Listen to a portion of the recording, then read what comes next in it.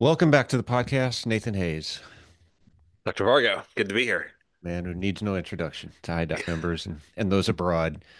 Are you ready to talk today about everyone's favorite topic, payroll? Oh yeah, yeah, for sure. People are awesome. Um, we started doing a new thing at IDOC called Connected Conversations, and we did this last week. We've been doing them every other week. We pick a different topic, and the most recent topic was staffing, and a theme seemed to be how can I afford to hire? And we were talking after that, and you said that's a question that I'm getting a lot. And I think for a lot of practice owners, hiring feels risky right now. When we look at payroll goes up, margins feel tighter. What if I make a bad hire? So if you're on the fence about hiring, I what we hope to do is give you some clarity today on making the right decisions because that's what we're going to talk about is can I afford to hire and how do I do that? So the topic itself I find to be curious on your perception of it. Is that based more in emotion or logic? Because it seems like there's a fear component where people are not always taking the value of productive staff into consideration. Yeah. I think ODs think that they're logical, and there's a logic to the process, but there's always emotion and fear. And there's a natural conservatism to our friends in the optometry space that they worry that they're spending money recklessly, but the reality is they're actually usually a little too tight-fisted and too conservative in spending, and there's obviously a balance to be struck there. But no, it's fear. It's fear. What should they be asking?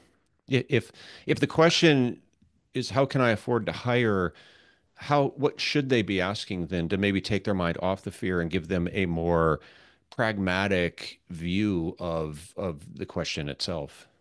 Yeah, I was talking to a friend of ours, Dr. Larry Golson from Asheville, North Carolina, and his business coach was telling him like you need to get from a small business mindset, which is about budgeting and restraint and bootstrapping, and into an investor mindset, which is basically shifting from like, hey, I can only spend so much on stuff to, okay, if I want to get to where I want to go, what do I have to spend to get there? So when IDOC does our budget every year, the question is not like, oh, Nathan, you can only spend X on your bookkeeping team at Books and Benchmarks. It's okay. If we're going to grow Books and Benchmarks from 700,000 last year to 1.5 million this year or something, what do we have to spend? How many more bookkeepers do we need? What other infrastructure and resources do we need? So that investor mindset's to say, okay, if I want to continue growing my practice, if I want to change something, I may not have the right people today to do that. I'm going to have to hire someone new to get to where I want to go. And that's an investment in the business. And yes, it's a risk. You could hire that person that could not work out, but you're certainly not going to get there without a person in that seat that you think needs filling.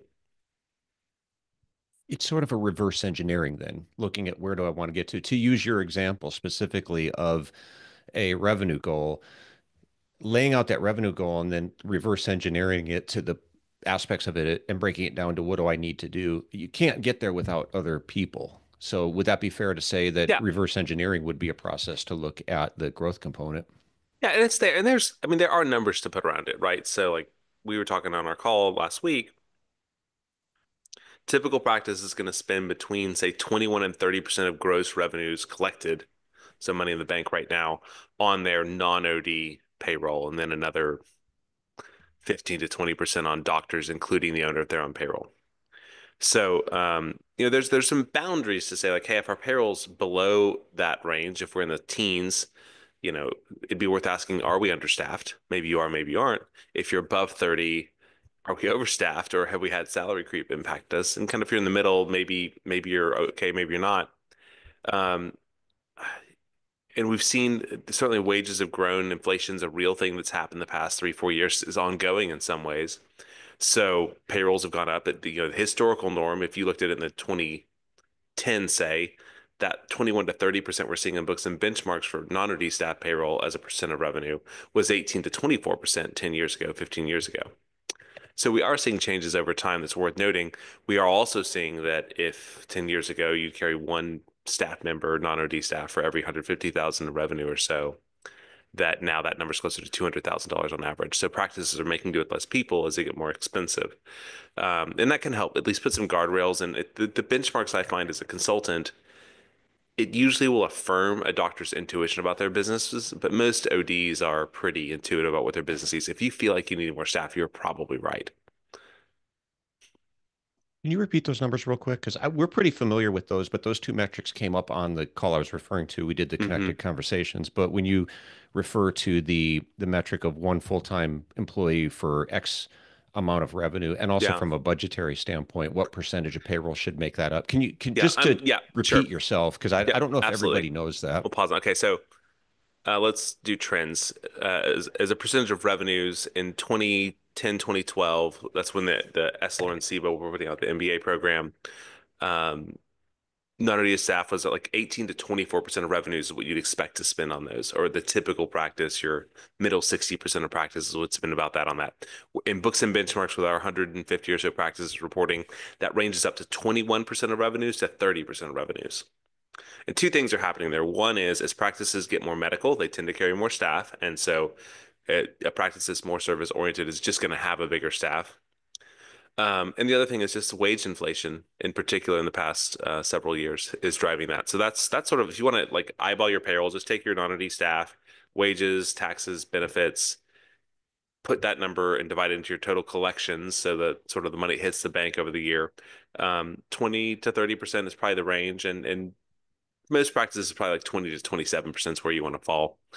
Um, if you want to look at like head count compared to revenues, again, this is full-time equivalents, so a 40-hour week employee. Um, if in 2010, 2012, you saw the average revenue per non-OD staff at $150,000 in collections. So one non-OD staff for every 150,000 in collections. If you're a $750,000 practice, you would typically have five staff. 750 divided by five. That number is up to about $200,000 on average. I don't have as good data on that, so I'm not ready to give you big ranges there, but it's definitely growing. Um, and so practices are making do with less staff as they get more expensive. Is that what you're seeing? Because that leads into my next question. How are you seeing practices deal with this? Is it less staff? And maybe it's a combination of both, and it probably is. Fewer staff, trying to get by with fewer staff. You've got, do we operate more efficiently? We're also seeing the emerging trend of virtual assistants in offices. Yeah, and I think it's all the above. I mean, some of the reduced staff and efficiency is it's partly because practices are making do with less staff, partly because the labor market's been so tight. Practices couldn't hire in 2022 and 2023. There's just no one looking for work. So that's part of it. And remote work, virtual assistants really did start to take off based on two factors there. One, just there was no one to hire. So, if we want to find someone, we're going to go to the Philippines or Argentina or Mexico and hire someone remote there. And two, that solves for the wage pressures because you're paying 10, 12, $14 an hour, and probably less than 14, probably more like 12, for someone who's college educated overseas, very conscientious, probably making 100% above the prevailing wages in their area. Um, and that's a great patch for those roles that don't really have to be in the office. And it's part of what people have done. And technology as well has helped, I think, um, close the gaps there. But it's an ongoing struggle. Yeah, we've done, if anyone wants to go back and listen, we've done a few episodes in the past on virtual assistants. Moving forward with actual people in the office, though, because that's what we're talking about here, I think one of the most underlooked, under maybe appreciated metrics is productivity per employee. We Hmm. tend to look at some of these broader numbers, but I think sometimes we neglect individual productivity per employee. So on paper, you can sometimes look understaffed. How do you evaluate what you're getting from a new hire, though? So it's not Oh just a gosh. number headcount game, but actually looking at the individual. Is that fuzzy, or can we put actual tangible numbers around that? At the individual role, probably other than opticians, it's going to be hard to really quantify, I think, exactly like a revenue generation standpoint. But I do think so. There's the on paper sort of, your head count by the numbers should be X or Y, and your payroll should be A or B. Um, and then you have the actual human beings that you're dealing with. And so we can maybe transition a little bit from like, okay, I need to hire now. How do I know what I'm getting right? I think a lot of it starts with clarity on the job description, the role you want them to play. That'll guide both your sourcing information about what the wages are for that role, but then also thinking about what are the tangible deliverables that we want out of this person? What are they supposed to be accomplishing day in and day out? Um, Thinking through the characteristics of that employee as well. Do they need to be personable? Do they need to be detail oriented?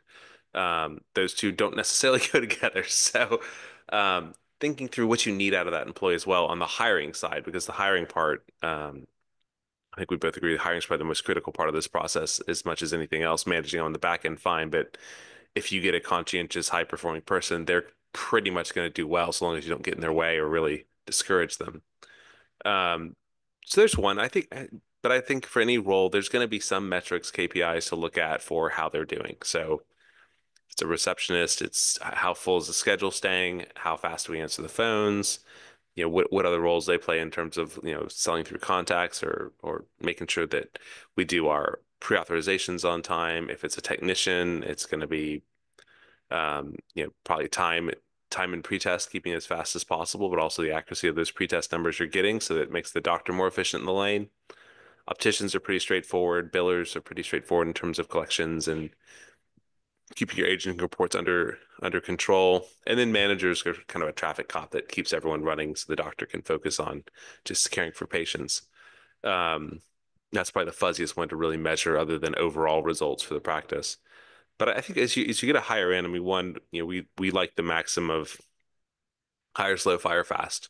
And I'll say I've said that many, many times over the years, sort of in a theoretical sense. I want to acknowledge that when you're actually in a business where you feel like you need a body, you have a human being you don't want to disappoint.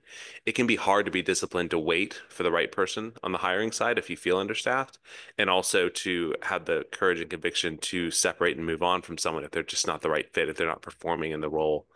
Um, but the thing you'll find is if you're letting the wrong people sit there, not only is it going to impact your business because work's not getting done that needs to get done, but it's also going to demoralize and demotivate your team because they know who the good performers are and who the poor performers are, and they don't like having, we'll put it this way, your A players can tolerate B players. They don't like C and D players very much at all. I learned the reason I asked the original question about how do you quantify that, understanding it's fuzzy on a lot of those roles outside of maybe an associate OD, an optician, things that have more concrete numbers that you can track, is that early on when I started doing consulting, I actually made the mistake a few times of looking at the number of employees that they had and running the metrics in my head and assuming that they were understaffed. And the feedback I got in some cases, a lot of times people would say, yes, we definitely are, and we're feeling it. Well, yeah, you Hmm. you need six people and you've got four. But there were other cases where it looked like they were understaffed, and the feedback would be, no, we're fine. But this Yeah. is the most all-star staff I've ever had. And I came to Hmm. realize the value of not overwhelming people or burning people out, but having a highly productive staff, whether that's you're hiring the right people on the front end or you're just really good at leading them, you actually get more work out of fewer people. Now, you don't want to abuse that or cross the line where people hate coming to work because they're so overwhelmed. But the more feedback people get, the better leader you are, the more efficient your systems are, the leaner you can run. It's almost a necessity in this environment, it feels like, where there aren't as many people out there to take these jobs. Yeah, I think that's right. And I think I said before, it bears repeating, like your intuitions about your own practice are probably right. Most ODs intuit it. Occasionally we'll look at practices and they'll say, no, we don't feel understaffed, but you sort of look at the metrics like, well, you're soft in these areas where you might be understaffed. Like, what would happen if you actually did hire that next person and increase your capture rate or increase your collections? So metrics can help even unveil that. But most practices, there certainly are ones, and we may be thinking of the same person who, if I said the average practice generates like $200,000 per non-OD staff, I think he's over $600,000 per non-OD staff. He knows he's got a rock star team. They're a super high end practice. So if you have a really high revenue per exam, you probably have fewer patient bodies coming to the office. You don't need as many staff to support that patient flow. So you use your own judgment on that, for sure. the age-old question of bonuses. Yeah. Do they motivate? Do they not motivate? Should we have them? Do they work? One office will say we did them and they worked great. Another office will say all it did was become an entitlement. It didn't improve productivity at all. So, where do you stand on incentive bonuses? I think the magic of most bonuses is there's a metric tied to them, and you could probably do the metric and measure to that and not do the bonus and get the same results. So I'm a little bonus skeptical. You and I are both fans of the book Drive by Daniel Pink that talks a lot about the science of human motivation. Having said that, every team is different. There are practices where they really feel like their team is competitive and they respond to the bonus. And again, the question is, if they're competitive, do they just will they respond to the challenge of a goal, or do they need the money to get there? But I do think goals are important. If you're going to do goals and or bonuses, I think what most practices miss is they just make it too easy. That's where you end up with like an entitlement, right? We know we're going to hit goal every year. The bonus is going to be achieved, and so it just ends up being effectively a raise. So your bonus, your goal that's tied to the bonus is one that former colleague of ours said, like, hey, a two-thirds chance of making it. Like it doesn't have to be 50-50. It doesn't have to be a real reach, but it does need to be one to me where if we're going to achieve our goal, we're going to have to improve somehow. We're going to have to be better as a team, as individuals, as leaders on the practice owner side. Like we're going to have to make changes to achieve our goal. Yeah, And the bonus can help, but I'm not sure the money's the big part. yeah, and I've yet to find a bonus that one specific bonus that I would say this is definitely going to be impactful. I don't think that matters as much. I like the conversation Hmm. around the bonus. I think one thing it gives you, regardless of whether the specific bonus is driving results, it allows you to have some conversations around your staff to say, here's the bonus, here's the goal we're trying to hit. What do we need to do? Like, let's sit down and collaborate together. What do Yeah. we need to do to hit that? And in my perfect world, if you can get people chiming in with ideas, we're on the right path. And also, how do we keep improving, right? We meet back. Maybe it's once a week, maybe it's once a month, see how we're doing, what's working and what's not working. And I think through that comes growth. I think the bonus itself or the goal sometimes kind of just this arbitrary target. And I think that's okay. Is the conversation that we're having as a team driving growth and improvement? So I can, I've always appreciated that side of it. Let me slice it a little, maybe a little more narrowly. For non-OD staff, I think, and this is especially where you think about like making do with less people. Um, for many practices, you're better off paying, say, 10-20% above the market rate for a role, get really great people, and just pay them well, and just hold them accountable to their goals, their metrics, and just run with it. So the bonuses, in some ways, if you just paid a little more to get better people, you would need the bonus. I am finding more and more with non-OD staff that migrating towards a sort of straight production type compensation formula that's, 15, 16, 17% of production, maybe in the 14s for a super high-end optical practice where the revenue per exam is high. I'm finding that does shift associates' accountability and sort of getting the bigger picture of their productivity in terms of seeing the right number of patients, selling through or prescribing through the right number of products, and again, the right products that benefit that patient. Um, I'm finding more and more that a production-based pay for associate doctors can really change their motivation and their personal accountability. Bonuses for non-OD staff, a little less so. Just pay them well. They make so little to begin with in many ways. And I'm not saying that we're cheap or they're underpaid. They're paid at the market rate, but for them, the incentives that pay out once a month, once a quarter, they're probably going to be much more motivated just to have a steady, regular paycheck they can plan around. That helps them live a comfortable life. Yeah, we have to remember too that we're not just competing, especially with some of those more entry level jobs, not just competing with other eye care practices. A lot of times they leave for a factory work. They might leave for just some completely different um, industry or line of work. So there is a lot of competition. I think people tend to look at their base pay as the benchmark. Is that accurate? And then the Yeah, bonus is nice. It might be that extra on top. But I think the same thing comes up as well with associate ODs too. Is I know a lot of ODs fairly want to quantify the entire package, but I think when it comes down to it, most people tend to look at their salary, or maybe for non OD staff, they're looking more at their hourly pay. yeah, and on the optometrist side, certainly they're risk averse. They're going to want to know what their base pay is, and incentives can help. Um, For non-ready staff, I'd say yes, that their base pay is really what they're planning around, and that extends not just to bonuses, but understanding that it's pretty limited in most cases how much a difference benefits make from attracting employees and retaining them. Like your employees really, you know, it's really smart and wise and great for practices to fund like 401ks for them, but know that employees probably would rather just have more cash in their paycheck. Hmm. Um, Also, from a just a comp standpoint and retention, keep in mind that like you need to pay your employees in range. Like if your employees are constantly finding the same role that pays more, you've got a problem. But assuming you're paying close to the market rate, the reason your employees are leaving, they may say it's for higher pay. Oftentimes, it's something going on in your culture that they want something different from their day-to-day life. So keep in mind that in a great culture can actually help avoid people leaving for slightly higher wages because they just enjoy the workplace. They enjoy coming to work. They feel valued. They feel respected, and they feel like they're contributing to people's site, which is awesome. Um, but that culture piece, I think we forget sometimes from a retention and attraction standpoint as well. If people like working for your practice, they're going to invite their friends to come apply. They're going to show up to work. They're going to do good work. So creating a great environment can help as well beyond just what the numbers are and you hourly rates and bonuses or whatever you might do there.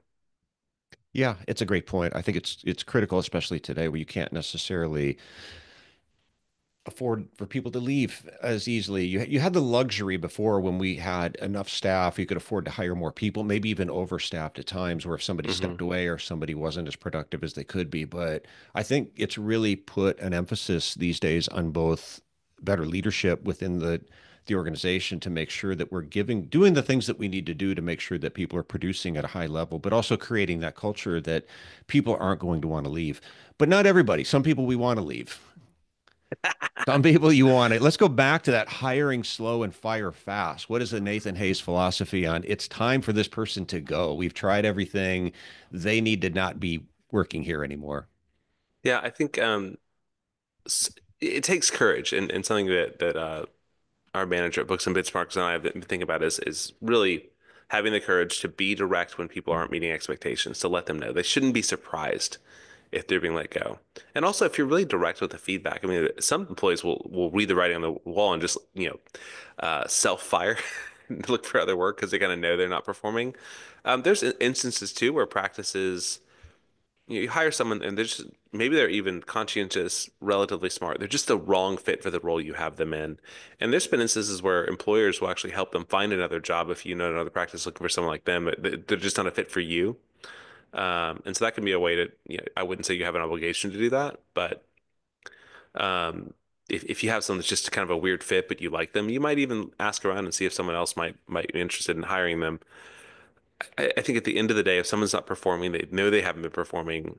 Um, I, Owners and employers and managers have to recognize that it's important for your team that you not keep people that aren't doing their job. But it's also actually best for that employee to get into a role where they can succeed. Like you're not helping them by keeping them in a job where they're not performing. They may be learning bad habits or, just not having to work hard because people are covering for them. That's not good for them and their growth and their future roles when you finally do um, decide to separate with them. So it's a kindness to your staff to let people go who aren't performing, but it's also a kindness to that employee to get them out of a role where they're not performing. Yeah. And there's probably more hesitation these days. And we go back to where we started with the fear component.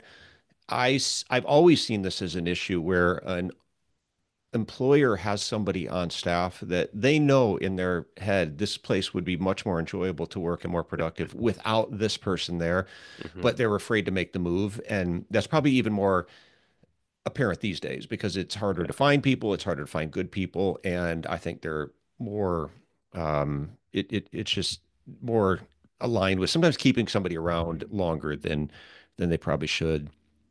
I wanted to ask you just a few more questions here.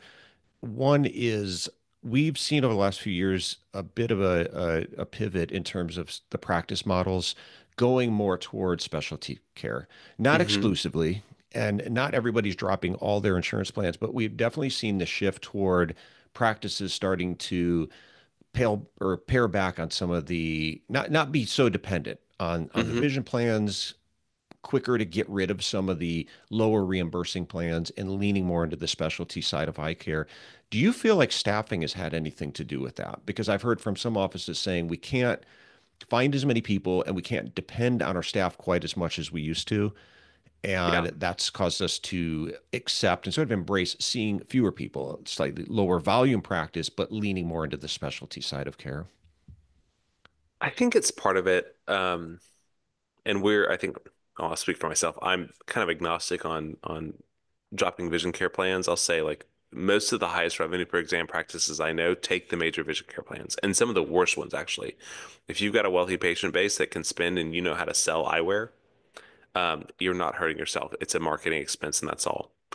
I might say it's slightly differently on this, but I'd say that for sure, if a practice gets to a place where it is either unable or unwilling to grow its patient base, and unable could be a staffing issue, it could be a space issue, it could be a doctor time issue. It does make sense to think about, okay, well, we have a 4 month backlog. We can't see all the patients that want to be seen by us. Let's start selecting for the patients that we feel like that meet the standard of care we want to deliver and the products we want to sell, and cherry pick those. And that could be firing vision care plans or letting go of Medicaid. It could be a lot of things. But I think that's true. I do think big picture, um, I think a lot about sort of this idea I learned from a transition planning course, but it's the four sources of capital. Um, and it's, your brand and sort of what your practice stands for. It's your infrastructure. That's part of the value of your practice. It's your staff, but it's also your patient base. And I think a bigger and a more diverse patient base is actually a safer patient base, even if you don't love all the reimbursements that come with them at some level. But that's kind of a meandering answer to like, yes, it makes sense if you can't hire more staff, if you can't see more patients, to right size your patient base to the volume of patients you can see and care for. Um, but it probably wouldn't be plan A on my menu of options when you're there. And then I'll close out with this question. It's something that just popped into my mind that you had said, I think on the call or maybe a conversation that we had when we were talking about can I afford to hire? That became the question of how can I afford not to hire? You Yeah. can't afford not to hire. You mentioned some examples. I mean, you don't have to go into specifics, but there are times too where a practice is just flatlining, but they're afraid to make that hire, but it's exactly what Hmm. they need to get to grow and get to that next level and get out of that rut. Yeah, I mean the main one that I'll use is a client, dear friend, but she was like 90,000 behind in receivables over like 90 days. And she's like, again, my cash flow is so bad, I can't afford to hire a biller. It's like, how can you not afford to hire a biller? You can pay $45,000 for a biller to collect 90,000 extra in revenue. Like this is the easiest decision on earth. But I think there's other examples where, capture rates are soft and optical. Well, we do another optician because, patients are getting through the exam, but there's no one to care for them. Or do we need more techs that can get to optical faster? Because statistically, like your capture rate starts to drop if it takes more than 40 minutes from an exam time to get to optical and through the exam. So there's many areas where you almost don't even see the sort of dominoes that line up where being understaffed affects results. Conversely, it's worth noting that being overstaffed can actually create really bad habits and behaviors as well. I talked to a practice this past week where it's like, I think your overstaffedness is actually causing your whole staff to be sloppy. So there's benefits to running a little lean, um, but there's also benefits to not, again, it's finding that sweet spot. It's Goldilocks in a lot of cases here. Yeah.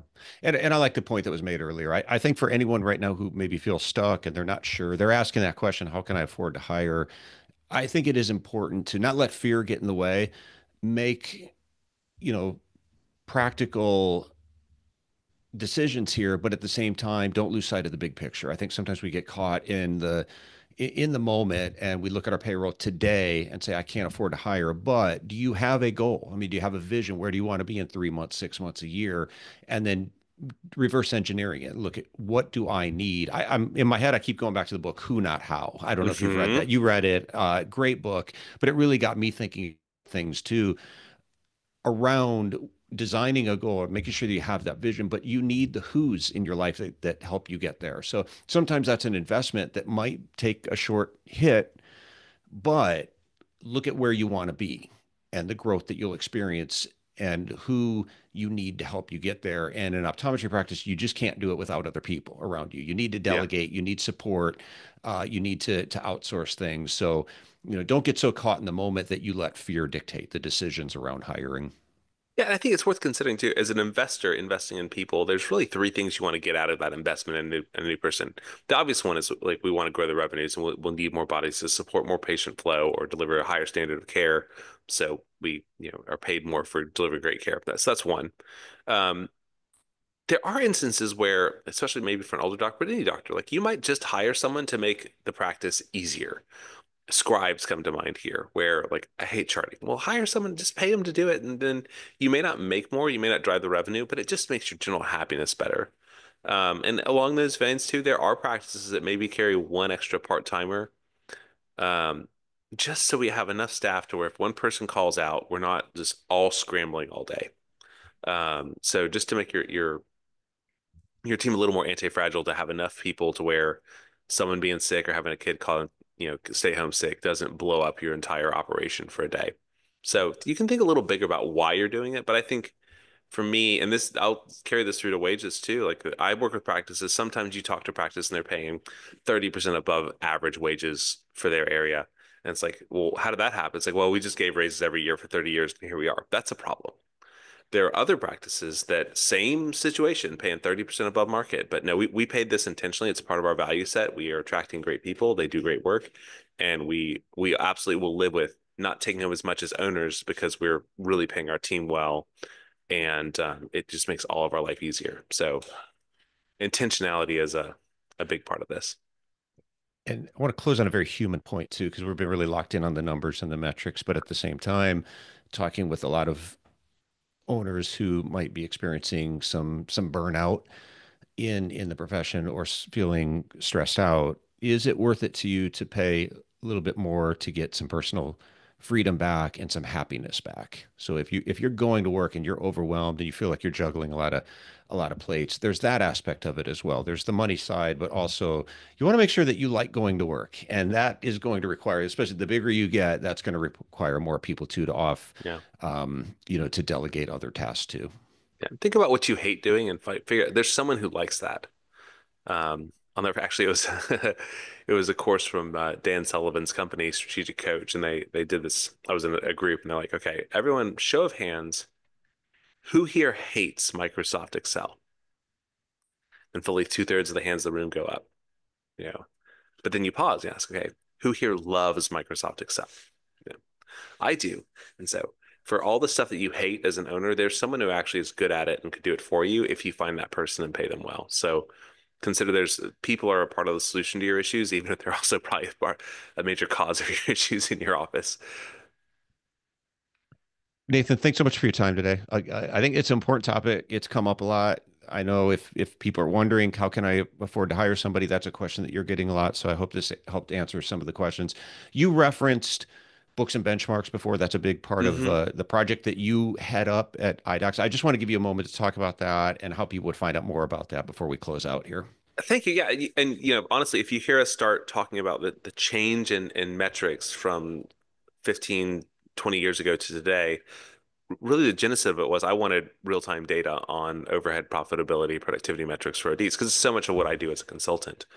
Um, but one thing I've learned working with over 1,000 practices on the consulting side is, and please no offense, doctors, y'all stink at keeping your numbers. So self-reporting wasn't going to work, and so we launched a service where we do the bookkeeping every month, categorizing, reconciling, tying everything out, and then we report on the metrics. And frankly, like for a lot of owners, why would you want to outsource your bookkeeping or change? If you're doing it in house, either you or your spouse probably want some time back.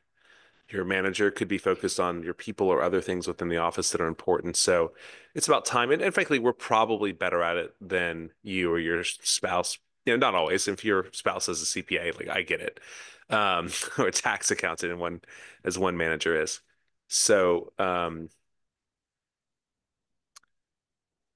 That's one area. But even if your CPA is doing it, honestly, like if you look at your financials and they don't really make sense to you, your CPA really only needs to get to a taxable income number, and your financials could be so much more for your practice than just getting taxes ready. That's sort of the basic level. But what if instead of just having tax ready numbers, they actually made your business make sense to you? And so you can make better decisions or sleep easier at night. And then even looking ahead to exiting, and again, some people exit on schedule, some people have to exit in a hurry. Having your numbers ready every month in a way that makes sense to other people, it can de-risk your business as well. And I'll just throw out the kind of a third area, especially if your manager's doing your numbers. At some point, owners, you probably don't want your manager staring at your income all the time. And so outsourcing it to a third party can create a little confidentiality in that. But we do great work on the bookkeeping side, sticking in the QuickBooks, helping with payroll. We'll be launching a bill pay, accounts payable part of our program this year. Working with over 100, I think 180 practices now. So over 3 years, and proud of the work we do, and proud to share some of the metrics and how it can help you make better decisions for your practice as well.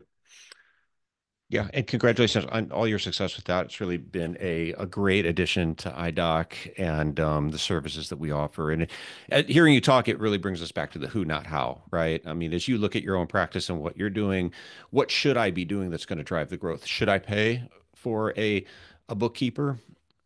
What could I be doing? If that's, if that's the question, well, what's the backup question is that what could I be doing if I can take that off my plate?